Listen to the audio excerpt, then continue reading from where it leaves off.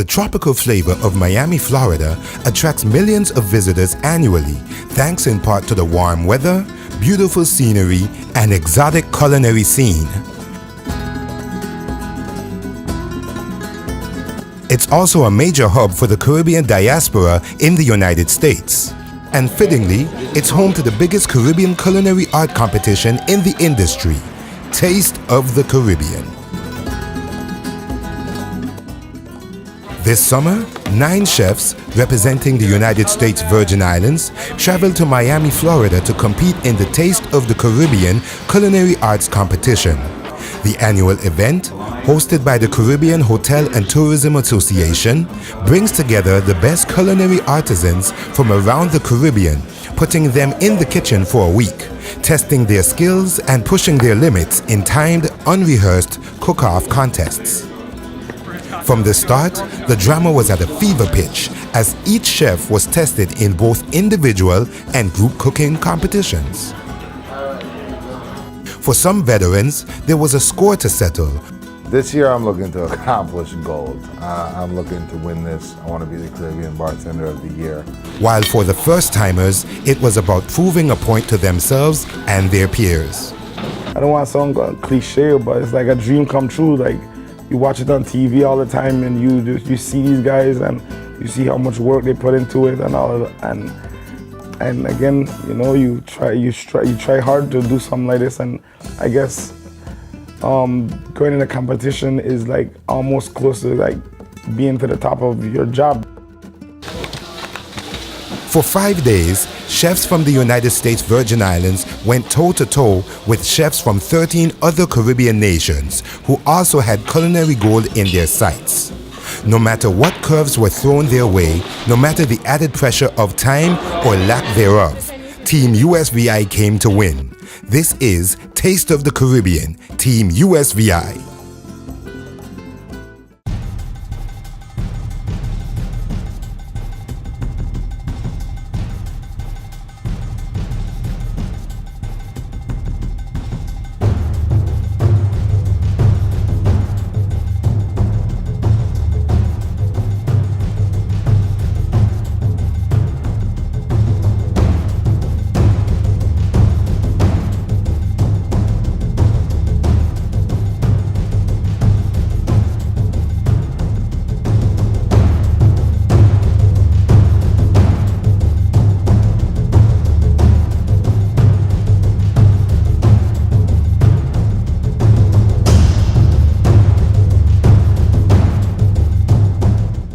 Well, fresh out the gate, I feel good about coming back. It feels really good to be back in Miami at Taste of the Caribbean.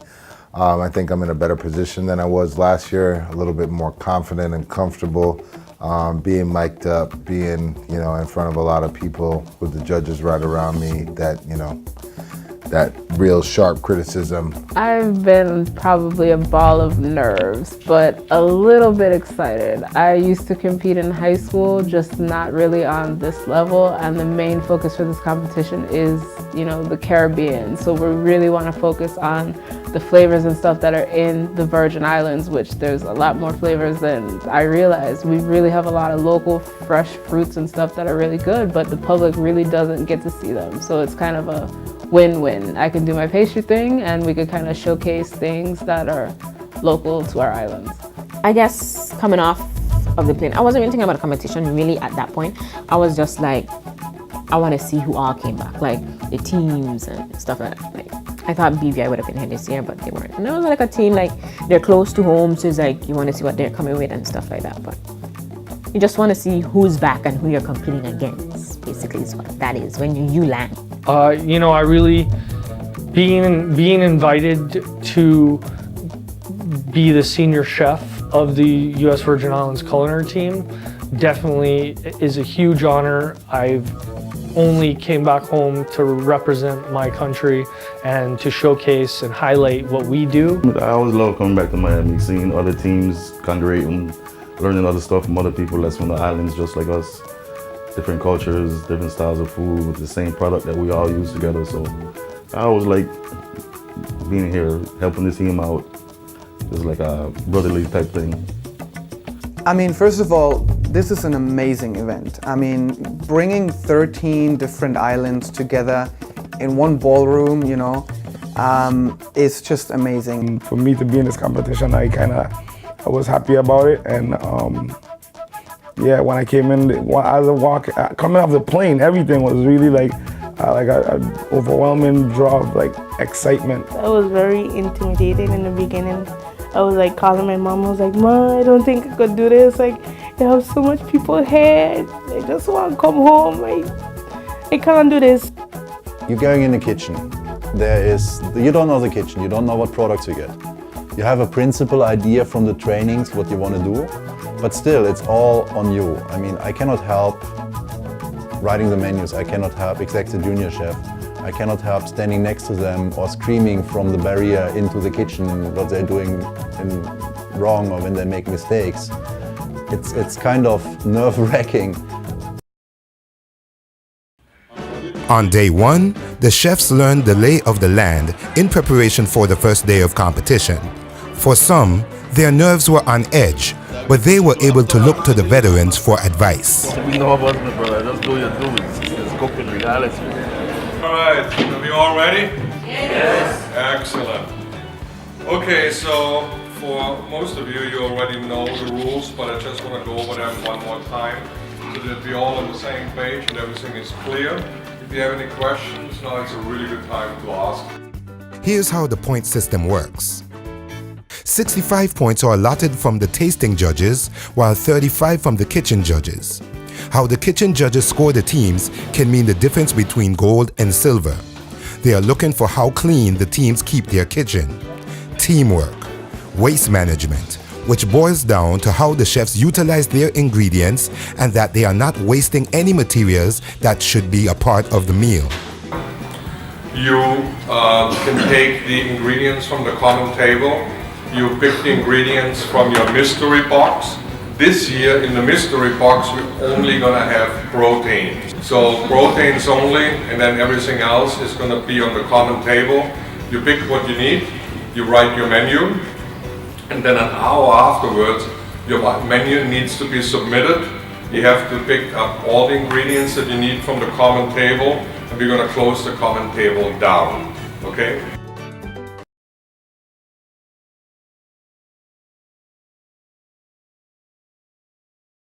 While there are leaders on the floor in Chef Sean and Chef Michael, the team also has a leader behind the scenes, Lisa Hamilton. Lisa is the president of the USVI Hotel and Tourism Association, but she is also the mastermind behind putting together the talent of every culinary team. Well, the ultimate goal is always try to get representation from all of the islands. This is actually, I'll be honest, the first year I was able to pull them in from all 3 islands. It's very difficult for an individual restaurant to give up their main chef, not only for the monthly practices, but once we get into May, they're weekly. And it's very difficult for them to say, okay, let me just give you my chef for a week while they go to Miami to compete. But we were fortunate to be able to have that happen this year. And as far as bringing them together, sometimes we have competitions, you know, for junior chef, for the team. If we have more interest, then we have positions. You know, you've been to some of the competitions, you've seen it, it's pretty heated, it's hot. Lucky for the chefs, they had a few hours to unwind and prepare for the heat of the action.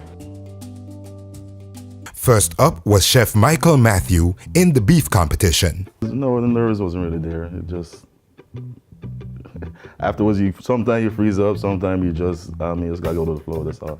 After you get back there and you start moving, you just feel like you're in a regular kitchen. So it's what you do every day, so you don't have no nerves about it. Mike, who has competed in previous years, felt comfortable going into his first solo competition. More calmer than last year, more relaxed. How is that? Why is that? Well, I got more prepared myself, felt more organized on my stuff. No idea really that game plan. Than last year, I really didn't have that game plan. So. In this competition, Mike had 2 hours to prepare and cook his dish with an additional 10 minutes to plate 3 meals for the tasting judges and 1 plate for display. Mike then had 30 minutes to plate 10 tasting dishes for the people attending the competition. Within that half hour, Mike must also clean his cooking station and leave it as he found it, clean and sanitary. If a chef goes 1 minute over any of the timing limits, then points will begin to be deducted per each minute. Not only do the chefs have to worry about plating their creations on time, they must plate within the confines of getting a warm meal to the judges. Plating too early will cause the dish to be served cold. And you guessed it, if a dish is served cold, the chef will then lose more points. Everything is looking good. Everybody seems to be very organized. People are working really good, very methodical. So I'm looking forward to great plates. Mike can utilize any ingredient from the common table, which is stocked with fruits and vegetables, seasoning and spices, stocks, dry goods, dairy items. He pretty much has anything that one can imagine adding to a meal or accommodating a meal. I saw some of the stuff on the table, so I already had no. I wanted is beef, so I was gonna do potatoes at a regular or sweet. I stuck with sweet since it's a Caribbean thing, the coconuts and a lot of flavors that we accustomed to growing up with eating. Mike was 5th in line to begin his prep, and it was go time from the second he hit the floor. Then it was time to unveil the mystery protein. Mike ended up with a ball-cut steak. From there, he hit the common table to start piecing together his creation. First, I broke down the bao round and I marinated it in garlic and olive oil. I had my ginger seasoning in it. I marinated it. Then I broke down my vegetables, started my proteins, my starches, and just had everything cut and ready to go when the first hour was done so I could start cooking.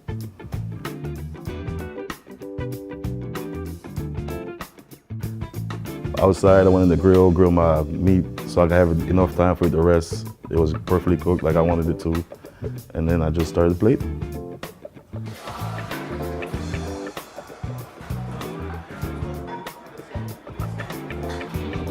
Mike decided to make a rust-up twist ginger spice steak with Mary Fancy coconut cream sweet potatoes, rattan spice zucchini, squash, pickled Christophine and peppers, with a St. John tamarind balsamic reduction. Flavors was good, presentation was good. The use of the tamarind, which he made a tamarind balsamic reduction. They love that. They like the flavors overall. Just wanted me to advance myself a little more, elevate myself a little more. I think that Dog is a great chef. You know, he's a well-trained chef, and he understands Caribbean flavors and executes it well. I think the difference between like Dog and let's say Sean is that Sean is on a more modern path in terms of plating and presentation of food, and Dog is a little bit more old school. But, you know, I think we are a talented team, so. Told me I played it a little safe, which in last year I didn't play safe, so I got penalized for it. So I was trying to just stick in the criteria that I thought they were looking for, but I guess they wanted a little more out of me, so. Other than when I was out back, my potatoes got the sauce broke a little bit, so it didn't hold us exactly like I wanted to because the grill was out back, so I had to leave it there cooking. By the time I got back, it was too far, so just that was the only thing I really saw. And forgetting the pickled vegetables is the biggest thing, and I was mad at myself. Meanwhile, bartender Frank Robinson was gearing up to serve his vodka cocktail, the Julie. On the bartending side of the house, the competition is much different. Judges are, of course, looking for flavor, cleanliness, and use of ingredients. The flavors, the creativity, we're finding it in terms of actually making cocktails that are homemade from a standpoint of infusing your own simple syrup with basil, or working with rosemary, or making a vessel to serve a cocktail out of a cassava. What we're focusing strongly on is technique.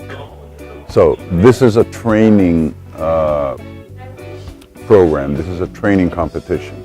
If you were to do a global competition, I've participated in several, the cocktail is made by the bartender and the judges taste the cocktail and they decide.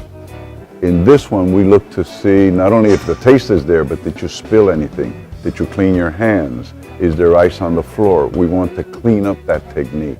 So we look at the technique very much. We look at the inspiration, the storyline, can they communicate with their guest?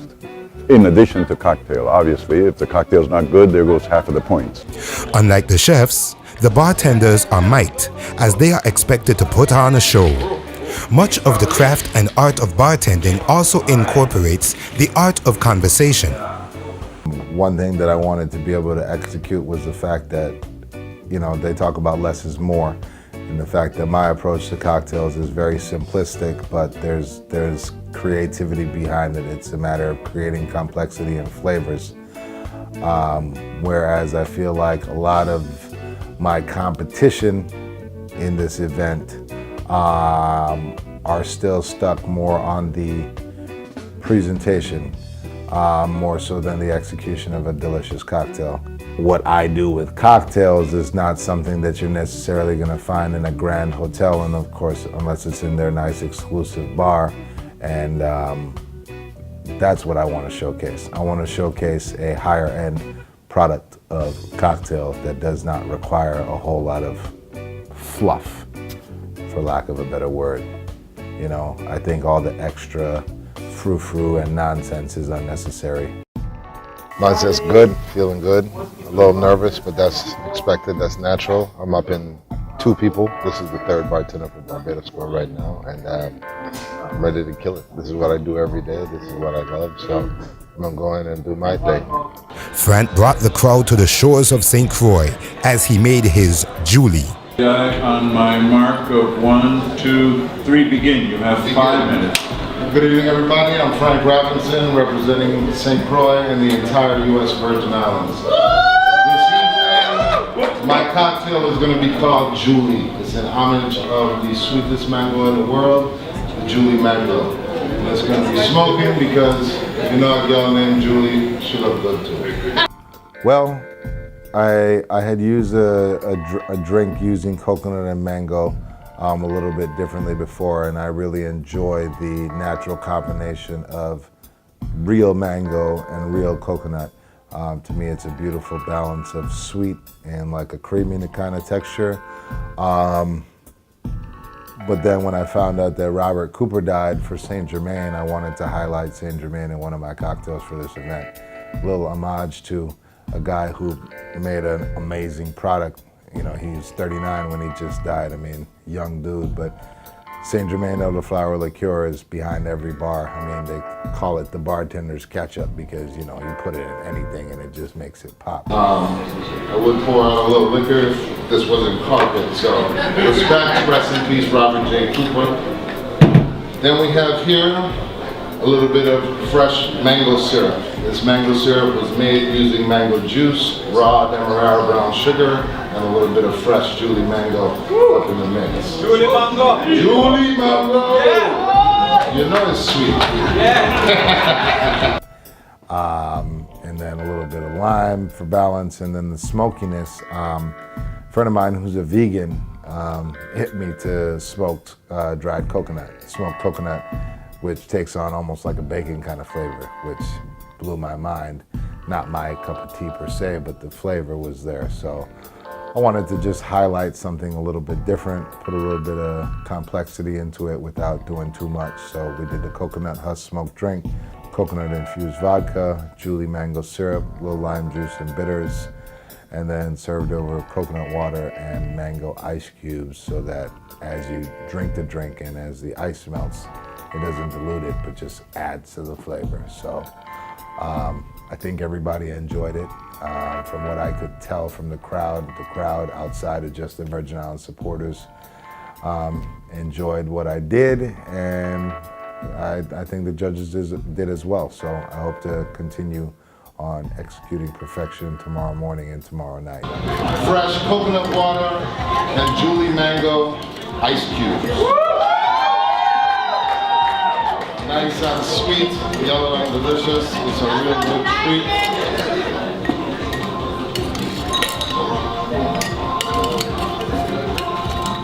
How much time, judges? 2 minutes remaining. Thank you.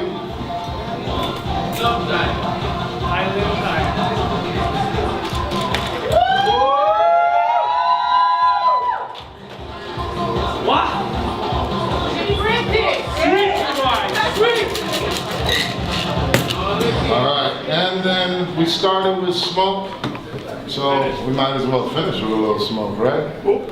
So, put a little bit of... By the way, what I'm using to smoke these cocktails is fresh coconut husk. So, keeping things natural, keeping in line with the product as it is, and helping to solidify that little bit of smoked flavor. So, we got that. And a little bit of smoke. It's not working as well. 1 minute remaining. Yeah, Thank all you, day, guys. Frank, all day, I baby. got time. Island time. Island time. This thing is still trying to sabotage me by sliding, but that'll be all right. Give me some Viagra. Before that falls in the drink. And I present to you guys the Julie. A very simple cocktail with some complex flavor. I'm going to do the unveil on one of these. Cheers. The smoker almost slid off, but all in all, it came out perfect. I did what I wanted. We rocked this, we got this. VI baby, all day baby. I think everybody loved it. I had a good time making it. I think the crowd fed off of my energy. I hope the judges enjoyed my presentation, and I hope that the balance between the sweetness of the mango and the coconut with that smokiness was just something that blew them out the water. So, something very simple but complexity in the flavors. So, we'll see how this goes. I think I could rock well in this round. So I think you can. I get a critique at the end of this round, so we'll see what the judges say. Out of all, it was the most flown presentation. There was no shaking. There was no like getting nervous about it, apart from the little smoke. A little smoke. I mean, that was just being cautious. I didn't want that to. Even tasting the sample of it afterwards, it wasn't like the first cocktail I tasted. It kind of tastes like I could taste the distillate in the vodka. And that really killed any layers of flavor that were happening. Yeah. But in yours, with the infusion of the Svedka, with your own coconut and the time that it had to really penetrate it, as well as the ice cubes. Yeah. And the first smoke, the second smoke, that's how you build layers. That's how you build layers of flavor. And the cocktail showed it. It didn't have too much sweetness. It didn't have too much bitterness. It was balanced, and the smoke came through. Perfect. No, it wasn't like it didn't grow. Yeah. It didn't grow.